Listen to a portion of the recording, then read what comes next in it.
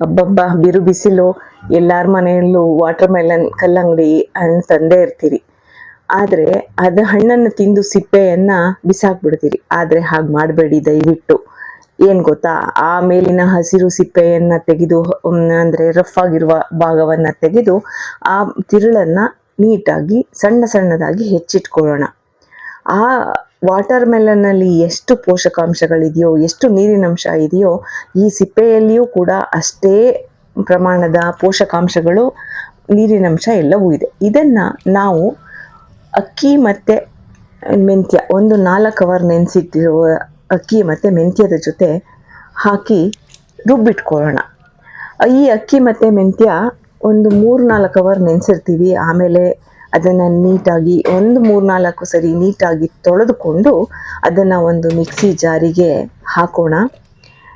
ಈ ಸಿಪ್ಪೆಯನ್ನು ಬಿಸಾಡೋ ಬದಲು ಈ ಥರ ಒಂದು ಮಾಡಿಟ್ಕೊಂಡ್ರೆ ಬೆಳಗಿನ ತಿಂಡಿಗೆ ಅಮ್ಮಂದ್ರಿಗೆ ತುಂಬ ಸುಲಭವಾದ ಮತ್ತು ತಿನ್ನೋರಿಗೆ ಮನೆಯೊಂದಿಗೆ ಒಂದು ರುಚಿಕರವಾದ ದೋಸೆ ಲಭ್ಯ ಆಗುತ್ತೆ. ಅಮ್ಮಂಗೆ ಮಾಡಿಕೊಟ್ಟ ಖುಷಿ, ಅವರಿಗೆ ತಿಂದು ಆಸ್ವಾದಿಸಿದ ಸಂತೋಷ, ಎರಡನ್ನು ಬಣ್ಣಿಸಲು ಸಾಧ್ಯನಾ ಹೇಳಿ. ಇದಕ್ಕೆ ಈಗ ಮಿಕ್ಸಿ ಜಾರಿಗೆ ಹಾಕಿದ ಮೆಂತ್ಯ, ಅಕ್ಕಿ ಮತ್ತು ಕಲ್ಲಂಗಡಿ ಹಣ್ಣಿನ ಸಿಪ್ಪೆಯನ್ನು ನುಣ್ಣಗೆ ರುಬ್ಬಿಕೊಳ್ಳೋಣ. ಸ್ವಲ್ಪ ನೀರು ಸೇರಿಸಬೇಕಾದ್ರೆ ಸೇರಿಸಿ ತುಂಬ ನುಣ್ಣಗೆ ರುಬ್ಬಿಟ್ಟುಕೊಳ್ಳೋಣ. ಆ ಹಿಟ್ಟನ್ನು ಮುಟ್ತಾ ಇದ್ದರೆ ಒಳ್ಳೆ ಬೆಣ್ಣೆ ಥರ ಫೀಲ್ ಆಗುತ್ತೆ. ಕಲರ್ ಏನೂ ಚೇಂಜ್ ಆಗಲ್ಲ, ಯಾವುದು ಕಲರ್ ಏನಿಲ್ಲ. ದೋಸೆ ಹಿಟ್ಟು ಹೇಗಿರುತ್ತೋ ಹಾಗೆ. ಬೂದುಗುಂಬಳಕಾಯಿ ತಿರುಳನ್ನು ಹಾಕಿ ಮಾಡುವ ದೋಸೆ ಎಷ್ಟೇ ಚೆನ್ನಾಗಿ ಬರುತ್ತೆ ಇದು ಕೂಡ. ಆ ಹಿಟ್ಟಿಗೆ ಬೇಕಾದಷ್ಟು ಉಪ್ಪನ್ನು ಸೇರಿಸಿ ಅದನ್ನು ನೀಟಾಗಿ ಕಲಸಿ ಅದನ್ನು ಮುಚ್ಚಿಟ್ಬಿಡೋಣ. ಬೂದುಗುಂಬಳಕಾಯಿ ದೋಸೆ ತಿಂದಿರ್ತೀರ ಅಲ್ವಾ ಎಲ್ಲರೂ. ಅದಕ್ಕೆ ಬೂದುಗುಂಬಳಕಾಯಿ ತರುವ ಬದಲು ತಂದ ಹಣ್ಣಿನ ಸಿಪ್ಪೆಯನ್ನು ನಾವು ಈ ರೀತಿ ಮಾಡಿಟ್ಕೊಂಡ್ರೆ ತುಂಬಾ ಚೆಂದದ ತಿಂಡಿ ಒಂದು ರೆಡಿಯಾಗತ್ತೆ.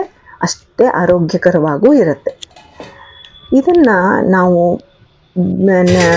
ಮುಚ್ಚಿಟ್ಟ ಹಿಟ್ಟನ್ನು ಬೆಳಗ್ಗೆ ತೆಗೆದು ನೋಡುವಾಗ ಆಹಾ, ಎಷ್ಟು ಚೆಂದ ಬಂದಿದೆ ನೋಡಿ. ಆ ಹಿಟ್ಟು ಕಾದ ತವದ ಮೇಲೆ ಹಾಕ್ತಾ ಇದ್ದರೆ ತುಂಬ ಸೆಟ್ ದೋಸೆ ಹೋಟ್ಲಲ್ಲಿ ತಿಂದಿರ್ತೀರಲ್ಲ, ಆ ಸೆಟ್ ದೋಸೆಗೆ ಅದಕ್ಕಿಂತನೂ ತುಂಬ ಚೆಂದದ ಒಂದು ದೋಸೆ ರೆಡಿಯಾಗುತ್ತೆ. ಮೇಲೆ ನಿಮ್ಮ ಇಷ್ಟದ ತುಪ್ಪ ಅಥವಾ ಎಣ್ಣೆ ಯಾವುದಾದ್ರೂ ಸರಿ, ನಿಮಗೆ ಬೇಕಾದಷ್ಟು. ನಾನಿಲ್ಲಿ ಸ್ವಲ್ಪ ಕಡಿಮೆ ಎಣ್ಣೆ ಬಳಸ್ತೀನಿ ಯಾವಾಗಲೂ. ಕೋಕೋನಟ್ ಆಯಿಲ್ ನಾನು ತಂದು ಬಳಸೋದು. ಅದನ್ನು ನಾನು 1-2 ಚಮಚ ಆದಷ್ಟು ಹಾಕ್ಕೊಂಡಿದ್ದೀನಿ. ಅದನ್ನು ಹಾಕಿ ಮುಚ್ಚಿದರೆ ಘಮಘಮಿಸುವ ದೋಸೆ 1-2 ನಿಮಿಷದಲ್ಲಿ ನಮಗೆ ತಿನ್ನಲಿಕ್ಕೆ ತಯಾರಾಗಿಬಿಡುತ್ತೆ. ನೋಡಿ ಎಷ್ಟು ಚೆಂದದ ಸೆಟ್ ದೋಸೆ ರೆಡಿ ಆಗ್ತದೆ ನೋಡಿ. ಅದರ ಬಣ್ಣ ನೋಡಿ, ಅದರಲ್ಲಿರುವ ಸ್ಮೂತ್ ಹೇಗಿದೆ ನೋಡಿ, ಸ್ಪಾಂಜಿ ಆಗಿ ಬಂದಿದೆ ಅಲ್ವಾ.